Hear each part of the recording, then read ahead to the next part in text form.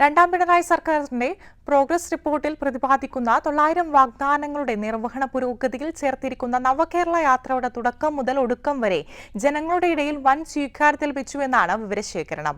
സഞ്ചരിക്കുന്ന മന്ത്രിസഭയ്ക്ക് മുമ്പിൽ പൊതുജനങ്ങൾ നൽകിയ നിവേദനങ്ങളിൽ ഒരെണ്ണം പോലും തീർപ്പുണ്ടായിട്ടില്ല. സംസ്ഥാനത്ത് സർക്കാർ ജീവനക്കാരുടെ ശമ്പളവും ക്ഷേമ പെൻഷനുകളും മുടക്കിയായിരുന്നു കോടികൾ ദൂർത്തടിച്ച നവകേരള യാത്ര കടന്നുപോയത്.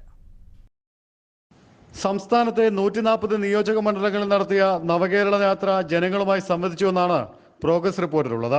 വിവിധ മേഖലകളിൽ പ്രവർത്തിക്കുന്നവരുടെ അഭിപ്രായങ്ങൾ ശേഖരിച്ചുവെന്നത് സംസ്ഥാനത്തെ സാധാരണക്കാരായ ജനങ്ങളെ അപമാനിക്കലാണ്.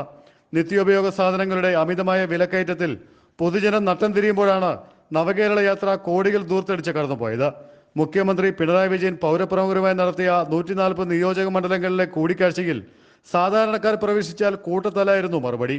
മുഖ്യമന്ത്രിയുടെയും മന്ത്രിമാരുടെയും പ്രഭാത ഭക്ഷണ ചെലവിന് തന്നെ കോടികളാണ് ചെലവഴിച്ചത്.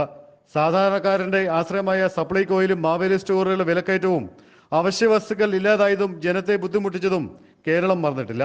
സഞ്ചരിച്ച മന്ത്രിസഭയ്ക്ക് മുമ്പിൽ പരാതികളും പരിഭവങ്ങളുമായി എത്തിയവരെ നിവേദനം കൈപ്പറ്റി അപമാനിക്കലായിരുന്നു നവകേരള യാത്രയിൽ സംഭവിച്ചത്. നവകേരള യാത്രയിൽ അഭിപ്രായ പ്രകടനം നടത്തിയ CPM പ്രാദേശിക നേതാവിനെ എറണാകുളത്ത് CPM പ്രവർത്തകർ തന്നെ തല്ലിച്ചതച്ചിരുന്നു. മുഖ്യമന്ത്രിയുടെയും മന്ത്രിമാരുടെയും സഞ്ചരിക്കുന്ന മന്ത്രിസഭയിൽ വാഹനങ്ങളുടെ ഇന്ധനച്ചെലവും ഗതാഗതക്കുറിപ്പും ഒഴിവാക്കാനാണ് കോടികൾ മുടക്കിയ ബസ്സിൽ കേരളമാകെ യാത്ര ചെയ്തത്. എന്നിട്ടും വാഹന വ്യൂഹത്തിന് കുറവുണ്ടായില്ല. നവകേരള ബസ് കടന്നു ചെല്ലാൻ നിരവധി വിദ്യാഭ്യാസ സ്ഥാപനങ്ങളുടെ മതിലുകൾ തകർത്തത് ഇന്നും സ്മാരകമായി നിലനിൽക്കുകയാണ്.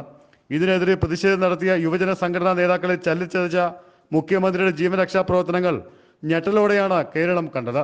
ഇത് രണ്ടാം പിണറായി മന്ത്രിസഭയുടെ പ്രധാന പ്രോഗ്രസ് റിപ്പോർട്ടുകൾ ഒന്നാണ്. അഷ്റഫ് കരിപ്പായിൽ, ജയ്ഹിന്ദ് ന്യൂസ്, കൊച്ചി.